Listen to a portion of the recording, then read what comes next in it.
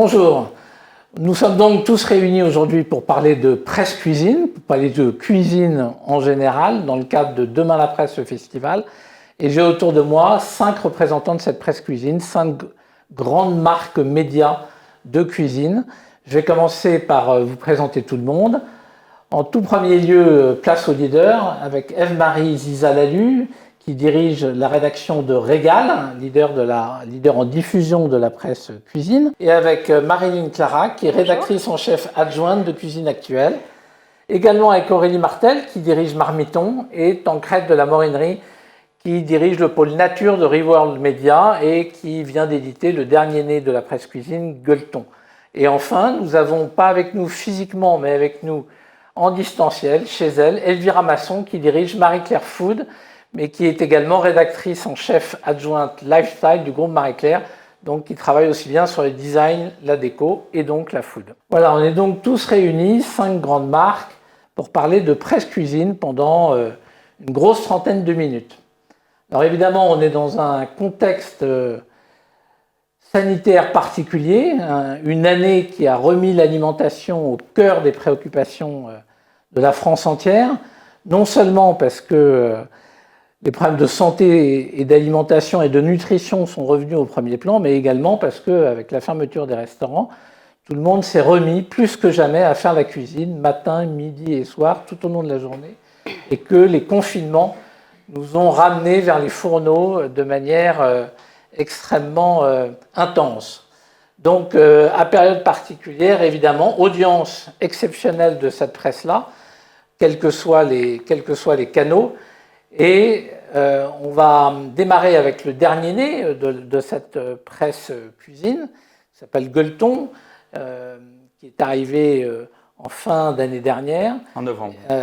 Et qui a, je crois, on va en savoir plus tout de suite avec Tancrède, a été un gros succès. Mais avant de donner la parole à Tancrède, une petite vidéo qui, je crois, a été vue 3 millions de fois sur Facebook, donc ce qui donne une idée du succès de Gueuleton. Et après, on démarre le débat.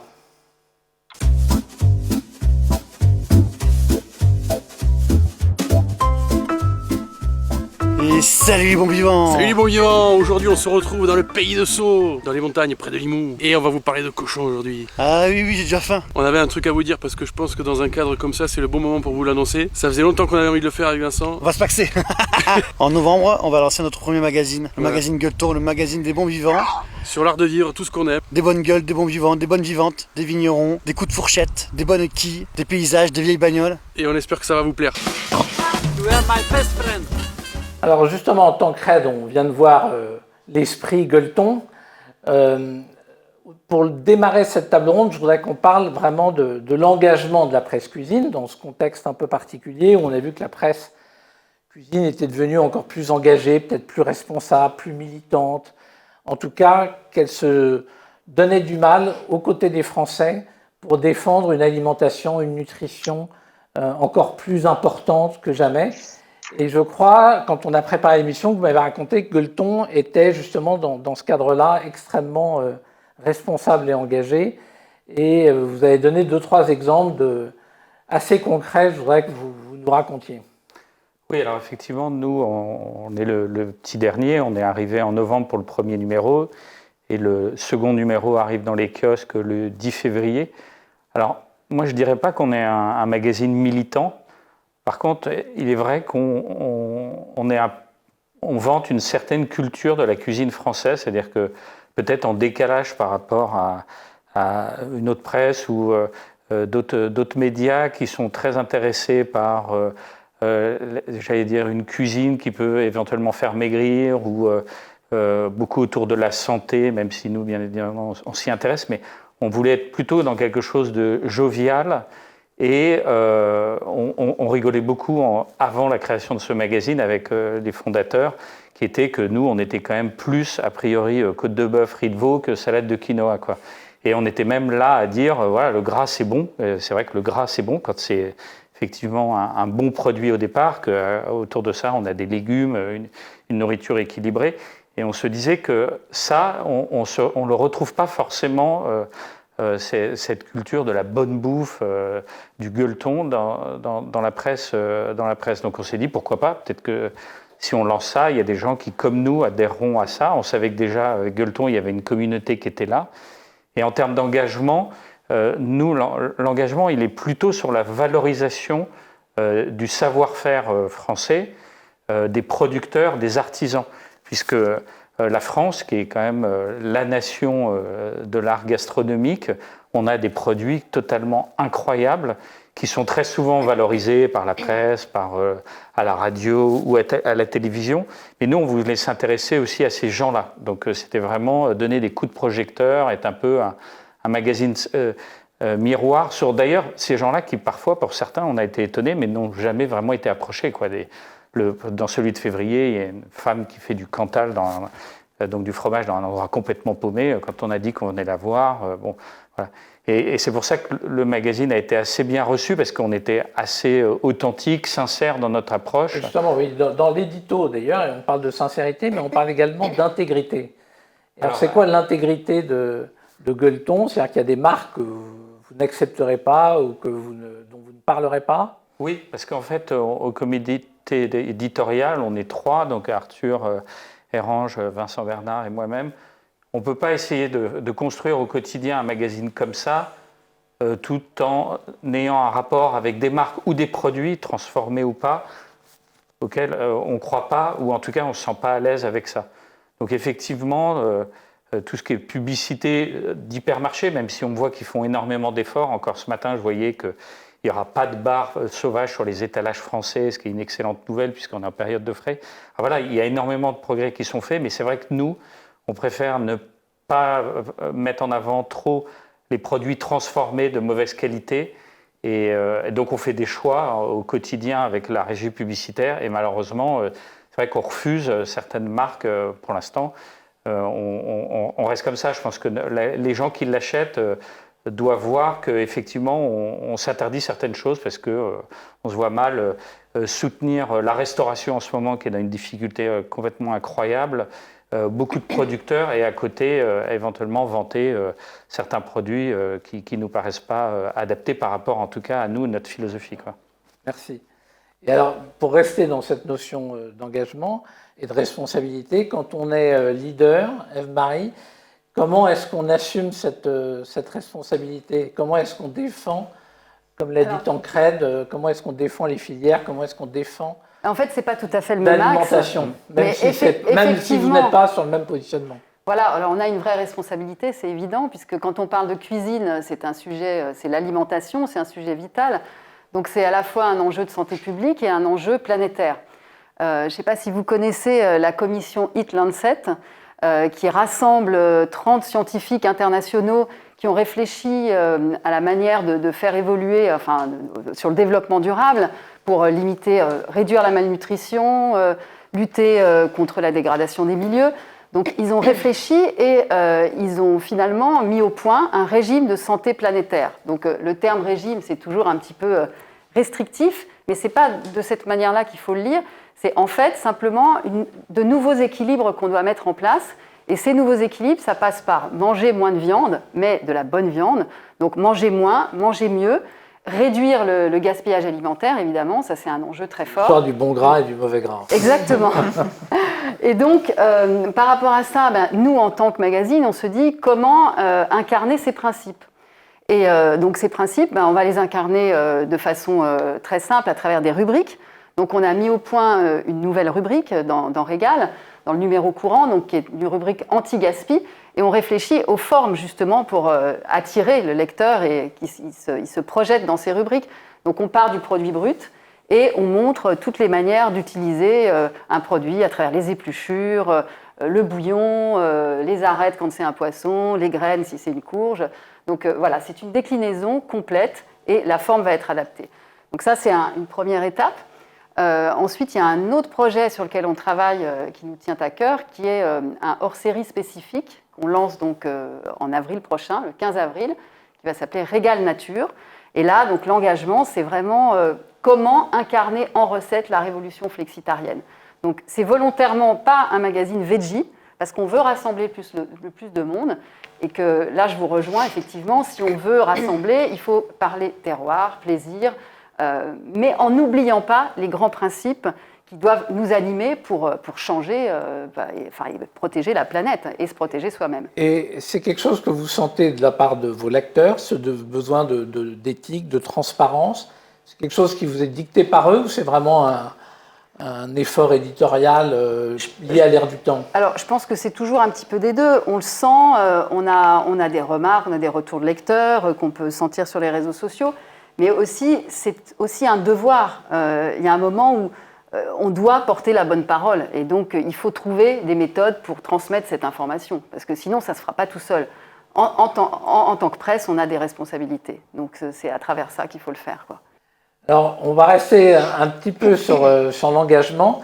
Et Elvira, je voulais savoir un peu, quand on porte la marque Marie-Claire, qui n'est pas n'importe quelle marque, on s'appelle donc Marie-Claire Food, et qu'on a derrière la marque des dizaines d'années d'engagement, que ce soit sur le féminisme ou d'autres types d'engagement, comment ça se transpose en cuisine? Est-ce qu'on repart d'une feuille blanche ou est-ce qu'on repart de l'ADN de Marie-Claire et de la notion d'engagement de Marie-Claire?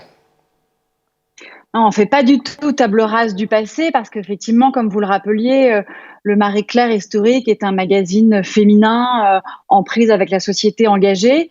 Et avant d'être Marie-Claire Food, je suis Marie-Claire avec une nouvelle formule qui est sortie début septembre, dont la signature est la voix des femmes et le sens de l'époque. Donc, je suis complètement en phase avec ce que viennent de dire Tancred et Ève-Marie, les valeurs d'artisanat, de bons produits, de sens de la terre, l'anti-gaspi, l'écologie.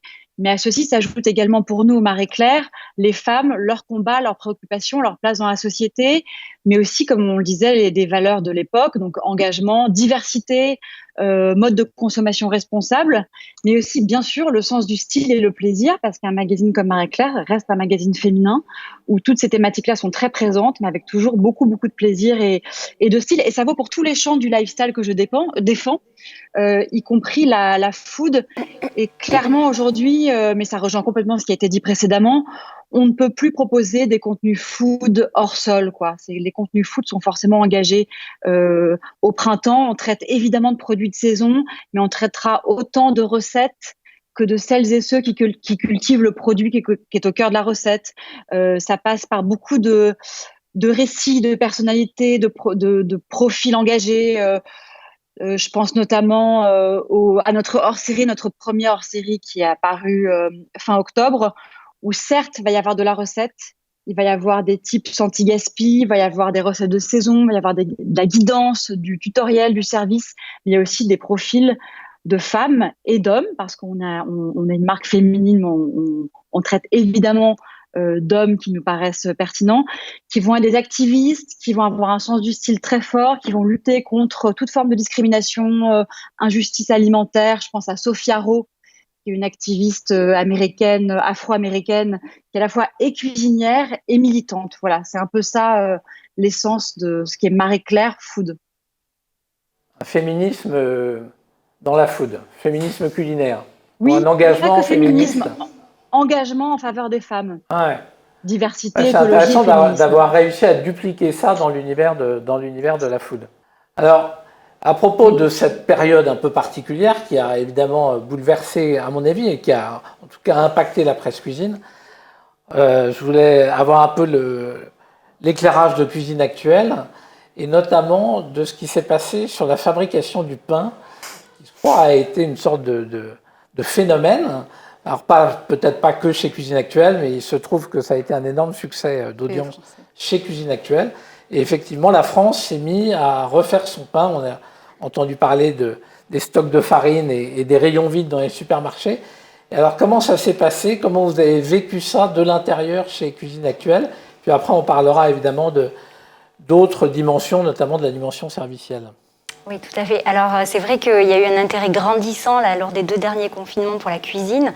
Et donc, chez Cuisine Actuelle, on a fait le constat que les gens se remettaient à faire leur pain maison.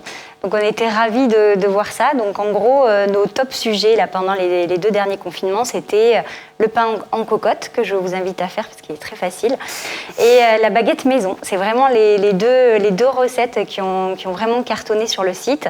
Et les gens avaient une vraie appétence à faire ça. Ils avaient envie de réaliser ces choses-là aussi en famille. On était en cercle restreint.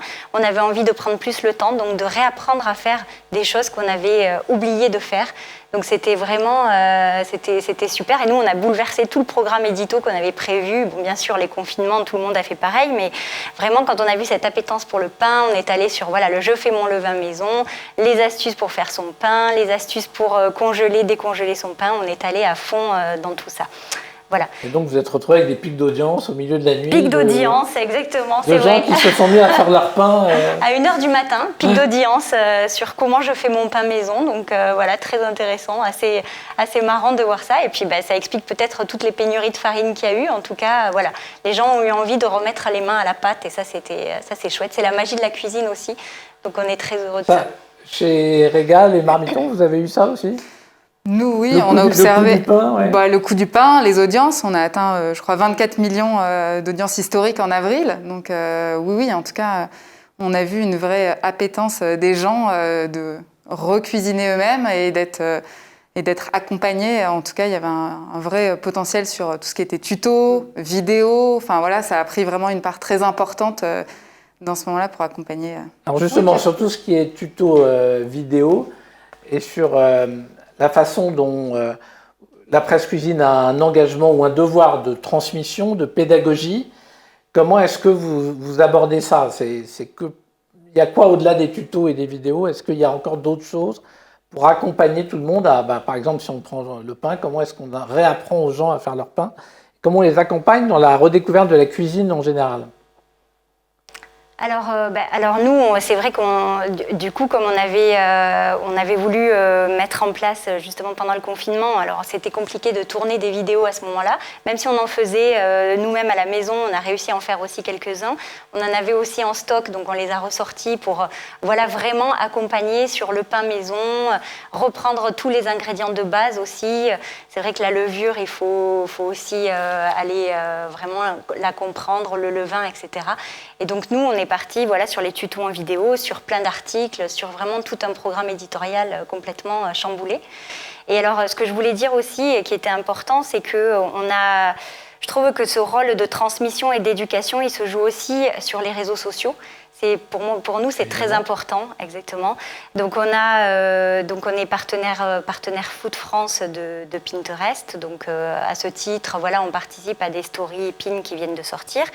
On travaille aussi avec Snapchat et TikTok et on propose pour les faire sortir de tout ce qui est porn food, on les sort de là pour aller les amener vers des repas beaucoup plus équilibrés, des recettes qu'on peut faire en 30 minutes chrono, préparation et cuisson comprises.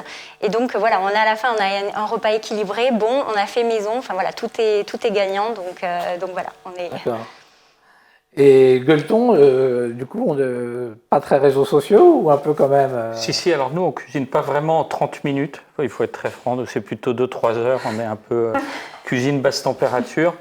Non, je plaisante, mais ce que je trouve très intéressant, c'est que les Français ont redécouvert quelque chose quand même, c'est que la cuisine, ça prend du temps. C'est-à-dire il faut donner du temps pour que la cuisine se fasse et surtout que ça se partage, même si ça paraît une évidence, mais on cuisine souvent pour faire plaisir aux autres et quand je vous écoute parler, on voit bien qu'il y a eu cette volonté pendant le confinement et j'espère que ça va perdurer, qu'on a envie de partager, Il y a un rôle social à la cuisine. Donc nous, oui, on est présent sur les réseaux sociaux, souvent par forme de vidéo, comme vous l'avez montré, où en fait on se rend dans un endroit, un producteur, souvent, c'est des gens qui élèvent des animaux. Là, dernièrement, c'était du port de Gascogne. On a été aussi voir des gens qui pêchent du homard, des choses comme ça. Donc, on est toujours sur des produits un peu iconiques français. Et on revisite, comme souvent vous aussi, là, le Gueuleton numéro 2 magazine est centré. Il y a un gros dossier, par exemple, sur le pâté en croûte qui vit une renaissance, en fait, qui est difficile à faire. Je ne sais pas si vous êtes déjà lancé. C'est très dur. Mais en même temps, c'est une œuvre d'art. Quand c'est très bien fait, c'est magnifique. Quand on suit les championnats du monde de pâté en croûte, Donc c'est là, quasiment une série sur Netflix. on est tombé sur des fêlés complets. Il y a des sites Instagram et tout ça. Et on a été voir les meilleurs ouvriers qui savent faire ça, ce qui demande une technique dingue. Mais je trouve ça génial qu'en France, on retrouve ces produits-là qui étaient un peu désuets. Et donc, voilà, et c'est ça aussi la cuisine française, c'est qu'en permanence, on se réapproprie, on retrouve des produits oubliés, comme d'ailleurs des légumes oubliés. C'est ça qui est génial, quoi. Ce qui est sûr, c'est que la période a dû impacter vos contrats de lecture et vos relations avec les lecteurs. On a beaucoup parlé de co-construction, c'est-à-dire la façon dont vous dialoguez avec vos lecteurs pour concevoir soit vos recettes, soit vos rubriques, soit vos contenus. Comment se passe cette co-construction? Si on peut s'arrêter 2 secondes, ceux qui veulent parler de co-construction, ça me paraît assez intéressant. Alors moi je veux bien, c'est vrai que en fait, la co-construction elle est vraiment transversale, elle est en 360 chez Cuisine Actuelle. On a donc la co-construction avec le magazine, on part directement en province, on va rencontrer nos lectrices et on co-construit le magazine avec elles. Les nouvelles rubriques, on les leur fait tester, on leur demande toutes leurs envies, on est vraiment en co-construction avec elles. Sur le site, il ne va pas se passer un mois sans qu'il y ait un questionnaire d'expérience utilisateur pour apprendre à mieux connaître nos internautes. Et puis ensuite, la troisième chose dont je tiens à vous parler là, c'est le Grand Prix Cuisine Actuelle qui est très important pour la rédaction. Qui permet à nos lectrices et internautes de recevoir une box à la maison, de la tester, de pouvoir commenter. Et en fait, ça nous fait une véritable étude de marché qu'on envoie directement à chaque marque participante. Et donc, ça leur fait, si vous voulez, les consommatrices, elles se sentent vraiment très heureuses de pouvoir aider les marques à améliorer, à perfectionner leurs produits au quotidien. On a eu quand même 6000 candidatures en 2020. 84 marques participantes. On espère que 2021, ce sera encore mieux. Et c'est vrai que voilà, je me rappelle d'une consommatrice qui a dit je suis vraiment ravie que mon avis puisse être pris en compte par les marques. Et ça, c'est vraiment voilà, c'est la vraie co-construction qu'on essaye de faire, nous. Et Régal, vous parlez à vos lecteurs tous les combien? On parle sur les réseaux, sur Instagram et Facebook, c'est tous les jours. Donc là, c'est régulier, c'est quotidien. Mais après, bon, évidemment, pas tout à fait la même façon d'interagir. Mais ce que je trouve intéressant sur le web, c'est qu'en fait, on a tous notre place. On est tous complémentaires. Et quand on voit les résultats des études, on s'aperçoit que nos lecteurs, ils vont aussi bien sur Marmiton que sur Cuisine AZ, que sur Régal. Et ils vont chercher des choses différentes. Et ils passent de l'un à l'autre. Nous, par exemple, on va proposer des recettes qui sont créatives, avec un haut niveau d'expertise. C'est ça que les lecteurs vont aller chercher, et puis ça ne les empêchera pas d'aller ailleurs. Mais donc, c'est très riche, en fait. C'est pas comme dans un linéaire où, là, il y a une place limitée. Le web, au moins, on a cette chance de tous pouvoir se développer de façon exponentielle, et c'est ce qui se passe, en effet. Et d'ailleurs, s'ils achètent Régal, ça ne les empêche pas d'aller regarder les vidéos de Gueuleton. Exactement. Sur un sujet et d'être sur Marmiton aussi. Enfin, c'est ça qui est aujourd'hui... C'est la richesse de la cuisine. Alors justement, on a parlé de 360. Puisqu'on parle de 360 et du web, Marmiton, c'est la saga, la success story dans le domaine de la cuisine, à l'origine sur le web, puis évidemment en print après. Comment se passe aujourd'hui, après toute cette période de complémentarité digitale et print, comment se passe cette complémentarité? Elle est rentrée dans quelle phase? Non, mais c'est intéressant, c'est vrai. Je pense qu'autour de la table, on est le seul média où on est parti de... le magazine Marmiton, il a été créé il y a 10 ans à la demande des Marmitons. Donc, c'est l'écoute des audiences, la co-construction dont on parlait. C'était un test. Bon, il est toujours là 10 ans après. Donc, c'est intéressant. C'est une audience co-créatrice qui fait 70 000 recettes. Voilà. Je dis souvent que tout le monde est un peu Marmiton, parce qu'il y a un Français sur 3 qui va voir le site Marmiton. Donc, c'est vrai que ça rejoint beaucoup de choses qu'on s'est dit, mais on a un vrai devoir à ce titre-là.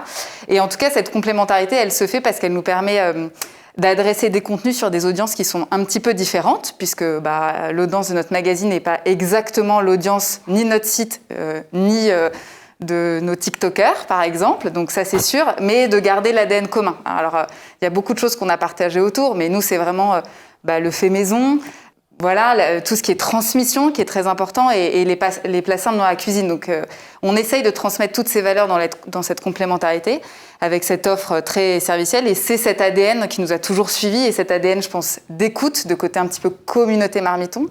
Il y a quelque chose de drôle, mais nous, il y a quelques années, on a fait notre numéro de janvier, là où toutes les marques, beaucoup de marques faisaient de l'anti-détox voilà. Nous, tout le monde nous disait, mais on n'a pas envie d'anti-détox, on a envie de réconfort, c'est janvier. Et on a fait notre une de janvier sur l'anti-détox. Je pense que c'est un des magazines qui a été qui a eu un plus gros succès. Donc voilà, elle se fait par l'écoute. Et donc c'est cette écoute, en fait. On écoute vraiment nos audiences. On a des groupes Facebook et on écoute tout ça pour pouvoir créer des contenus à la fois sur des temps très courts pour répondre à des choses. Ça a été le cas notamment pendant le confinement. Et à la fois sur des temps plus longs en allant dans des dossiers plus complexes et plus approfondis grâce à la presse. Donc on la joue vraiment comme ça, cette complémentarité. Quand on est autant multicanal, multiformat, on arrive à continuer de mettre autant d'énergie sur tous ces formats, tous ces canaux, où il y a quand même un prisme qui fait que... Non, bien sûr. On va pousser plus les réseaux sociaux ou les nouveaux formats. Non, parce qu'encore une fois, il y a une vraie complémentarité. Donc on arrive à mettre le même effort. À la fois sur la presse et à la fois, nous, on a aussi de l'édition, de la diversification. Le magazine est aussi important que la chaîne YouTube, que les réseaux sociaux. Bien sûr, parce qu'on se doit avoir ce niveau-là, en tout cas leader digital, on se doit d'avoir ce niveau et cette exemplarité, ce travail. Donc, on essaye de mener tous les combats. Elvira, quand on démarre comme ça une marque Marie-Claire Food, aussi récemment que ça, comment est-ce qu'on rattrape, ou en tout cas comment est-ce qu'on se lance dans cette course digitale en parallèle de hors-série print? Comment est-ce qu'on part à la chasse de cette audience digitale? Alors c'est un peu particulier, notre contexte au groupe Marie-Claire, c'est qu'historiquement, la déco sur le site de Marie-Claire était absorbée par Marie-Claire Maison et la food par Cuisine et Vins de France, qui est une autre marque très forte, historique, assez patrimoniale. Et on est en train précisément de retravailler l'arborescence du site. L'arborescence, c'est également de mettre en œuvre une nouvelle politique éditoriale dédiée au Marie-Claire, dans laquelle les préoccupations food liées à Marie-Claire seront apparentes, avec également une nouvelle politique vidéo. Alors voilà, c'est du work in progress, on est en plein dedans et ça se justifie complètement parce que, comme je l'expliquais précédemment et comme le disait aussi Eve-Marie, il y a une complémentarité. Il y a de la place pour des recettes de saison, de Noël, assez classiques, assez patrimoniales. Il y a de la place pour des profils qu'on connaît pas encore, mais qui gagnent à être connus, de femmes et d'hommes qui cuisinent et proposent quelque chose de différent dans le monde entier, parce qu'on a un prisme aussi, nous, au Marie-Claire, qui est pas très ethnocentré, pas très franco-français. Donc tout ceci est parfaitement complémentaire au sein même d'un même groupe. Mais c'est en effet du work in progress, on est en plein dedans, quoi. Et puisqu'on est dans ces nouveaux canaux, ils ne sont pas avec nous aujourd'hui, mais Gourmand lance sa chaîne de télévision sur la TNT, Gourmand TV. Quand on appartient maintenant au groupe TF1, Marmiton, est-ce que ça fait partie des projets, ou est-ce que la vidéo se suffit à elle-même, ou est-ce qu'il y a des projets télé également? Alors, il y a des réflexions TV, puisque, en tout cas, une réflexion globale qui est l'idée d'avoir la meilleure alliance possible entre les publishers du groupe Unify auquel appartient Marmiton et le groupe TF1 et les programmes de TF1. Donc, c'est à l'étude. En tout cas, en temps court, il y a évidemment un enjeu sur la vidéo. Je pense qu'on l'a tous vu pendant le confinement et dans l'usage et autres. Alors, nous, on essaye de faire cette complémentarité en ayant des redirections, de pouvoir voir des recettes qu'on voit dans le magazine avec des pas à pas, avec de l'accompagnement en ligne. Et puis, il va y avoir une vraie accélération. En tout cas, c'est un de nos grands chantiers 2021 pour continuer à travailler, à développer ça, à la fois sur notre site, sur l'ensemble des recettes, mais aussi sur toutes les plateformes sociales. On a parlé de YouTube, ce sera le cas de Pinterest aussi demain, qui l'intégrera de plus en plus, de TikTok. Donc, c'est on prévoit de produire plus de 1000 vidéos l'année prochaine. Voilà, c'est un peu plus de 2,5 fois de ce qu'on fait aujourd'hui. Donc, c'est un vrai chantier 2021. On va écouter Bertrand Clavière de Gourmand TV. Et donc, si je comprends bien, il y a quand même des choses dans les cartons Évidemment. chez Marmiton Évidemment. et TF1. Donc, on n'est pas à l'abri de nouveautés. On regarde Bertrand Clavière de Gourmand TV pour parler de ce virage télévisuel de la presse cuisine. Et puis après, avec le temps qui nous reste, chacun nous parlera un peu de ses projets multicanaux, multiformats.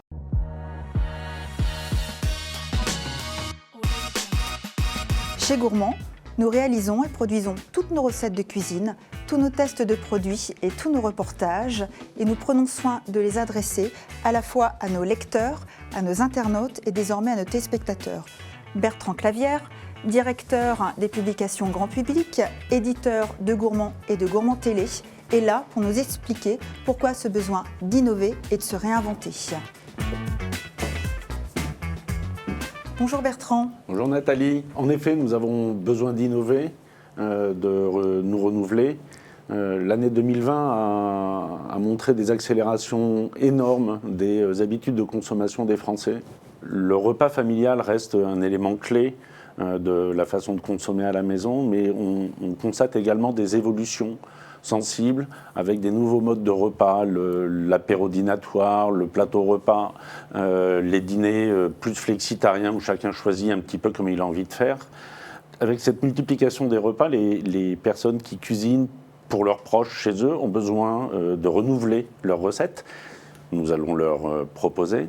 Ils ont également besoin d'avoir des repères face aux innovations produits. Alors, chez Gourmand, l'une des approches consiste tout simplement déjà à tester les produits dont on va parler, les innovations des industriels. On les goûte, on les cuisine, on les chauffe, on voit comment ils fonctionnent et on va parler de ces produits et de la façon de les utiliser. Justement, Bertrand, il y a déjà une nouvelle formule de Gourmand. Son contenu est étoffé, Gourmand est devenu mensuel, il a gagné également en exposition en GMS. Vous préparez quoi d'autre ? Et la plus grosse innovation que nous aurons en 2021, c'est bien évidemment le lancement de Gourmand TV. Gourmand TV nous permettra de décliner sur le format télé des contenus que nous avons au départ conçus pour le print. Et ça, nous sommes les seuls à pouvoir le faire. Cela implique des productions spécifiques. Comment ça s'organise ? Une recette qui est faite sur le magazine et qui est rédigée pour le magazine a vocation à pouvoir être diffusée sur la chaîne Gourmand TV, mais également sur le site Gourmand. Cela nous a imposé de revoir nos process, les process de rédaction, les process de shooting. Je dois dire qu'un plateau TV ici nous aide aussi un petit peu à faire ça. Et en termes de contenu, il y a du nouveau ? Il y a du nouveau, parce que d'abord on s'adapte aux évolutions de consommation des Français, donc on va traiter de rubriques qui sont anglais pour répondre à leurs interrogations sur leur façon de consommer. On va peut-être introduire plus de flexitariens, plus de produits, de reportages sur le sourcing des produits, sur de la terre à l'assiette, comment ça fonctionne, la chaîne de fabrication pour les rassurer. Plus de vaches dans les champs, d'ici à 20 ans, qu'est-ce que ça peut représenter comme impact ? On nous parle également de lait végétal, beaucoup de fromage végétal. On aura une émission, débat, qui accueillera des chefs, des sociologues, des associations de consommateurs, des startups, des industriels, tous ceux qui font en fait l'activité du food en France et qui pourront débattre sur ces sujets-là. L'idée principale, c'est d'avoir un contenu qui se décline entre le print de façon cohérente, print, digital et télé. Merci Bertrand. Au revoir. Merci Nathalie. Au revoir. Donc voilà une marque média qui continue de se développer et qui se lance en télévision. Évidemment, toutes les marques médias ont besoin et de digitalisation et de diversification. On a, depuis le début de cette table ronde, beaucoup parlé de réseaux sociaux, de vidéos, de tutos, de chaînes YouTube. C'est quoi les prochaines étapes dans la digitalisation ou la diversification de vos marques médias de façon à ce qu'elles continuent encore plus d'interagir avec vos audiences? Marie, peut-être. Alors, nous, on va travailler sur un lexique culinaire illustré. En fait, c'est une idée que j'aimerais bien mettre en place. Ce n'est pas des vidéos tout à fait classiques, c'est vraiment de partir de termes culinaires et de les illustrer en en vidéo, mais très très courte, beaucoup plus courte que ce qui se fait aujourd'hui, et de créer donc une interaction avec le print à travers des QR codes, par exemple. Donc il y aura vraiment cette interaction entre les deux. Et puis il y a une autre direction sur laquelle on travaille, sur laquelle Unimédia est bien avancée là-dessus, c'est les lives. Et là, on va faire un test sur le numéro, enfin plus qu'un test, une vraie OP, sur le numéro 100, puisque notre numéro 100 c'est mars-avril, donc il sortira le 4 mars, et on sera en live, enfin Guy Krenzer de chez Le Nôtre sera en live. On organise un concours autour de ce live, et le jour de la sortie du magazine. Donc si ça fonctionne bien, on fera ça régulièrement, et on pourra éventuellement inviter des partenaires, des annonceurs, Donc des lives avec des chefs. Voilà, exactement. Et le médiatiser, bien sûr, en amont. Qui en ont bien besoin en ce moment. C'est sûr. Chez Cuisine Actuelle, c'est quoi les... Alors, chez Cuisine Actuelle, en 2021, on est convaincus qu'il faut aller sur tout ce qui est service. Donc, aider nos internautes à s'inspirer. Parce qu'aujourd'hui, on a des recettes par milliers, c'est le cas de tous les sites d'ailleurs, on a des recettes par milliers, mais maintenant, en fait, on aimerait les aider à vraiment chercher la bonne recette, la trouver, et surtout à la réaliser. Donc, on a déjà des services qui sont en ligne, le carnet de recettes, où on peut justement bookmarker la recette qu'on aime, la recette que l'on veut faire plus tard. On a la liste de courses qui va bien aider les gens dès qu'ils vont dans les supermarchés, les épiceries, etc. Et on a aussi lancé un coaching, plusieurs coachings, donc des newsletters sur 5 semaines, un programme pour apprendre à tout faire maison. Un programme pour aussi ne plus gaspiller tout ce qu'on a en cuisine, les épluchures, etc. Voilà, ne plus rien jeter. Donc voilà, tout ça, c'est ça, c'est sur digital ou en print, les deux ? Non, tout ça, c'est sur le digital. D'accord. Voilà, et donc on a aussi un service qui s'appelle le mode cuisine que je vous invite à tester, parce qu'en fait, vous allez être accompagné pas à pas dans votre recette. Donc vraiment, c'est prendre l'internaute par la main et lui dire voilà, c'est vraiment graphiquement. C'est très simple. On arrive à faire une recette très, très, très facilement. Et voilà, c'est vraiment le service sur lequel on veut vraiment axer. Et ensuite, comme Cuisine Actuelle, c'est la passion du goût, on est aussi sur le print, on aura des développements très régionaux. On est déjà en région. On est aussi sur la saison, etc. Mais on va y aller encore plus. D'accord, donc voilà. Le print n'est pas le délaissé. Print digital, non, bien sûr. Tout le monde. Elvira, quand est-ce qu'est le prochain numéro de Marie-Claire Food ? Il paraîtra début mai. Et le suivant, de nouveau, fin octobre. Voilà. D'accord.